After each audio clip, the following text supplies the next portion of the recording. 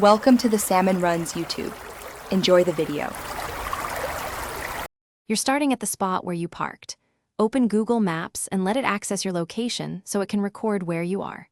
Tap the blue dot that represents you and select Save or Set as Parked Car. That creates a pinned parking marker.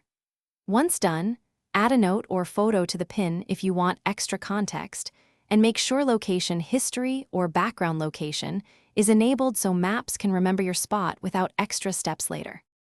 After you've saved the car, open the parked car pin from saved or recent places when you need it. Tap directions and select walking or driving, then press start. Maps calculates a route from your current position to the pin spot. If you want to optimize, change route options to avoid tolls or prefer the fastest path.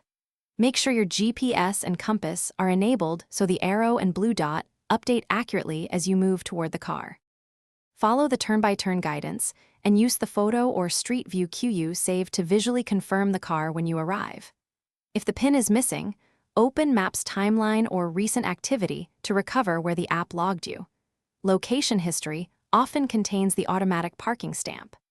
If that fails, drop a new pin at the car and save it, and make sure battery optimization isn't stopping background location so future saves work. Thanks for watching. Consider subscribing if we helped you.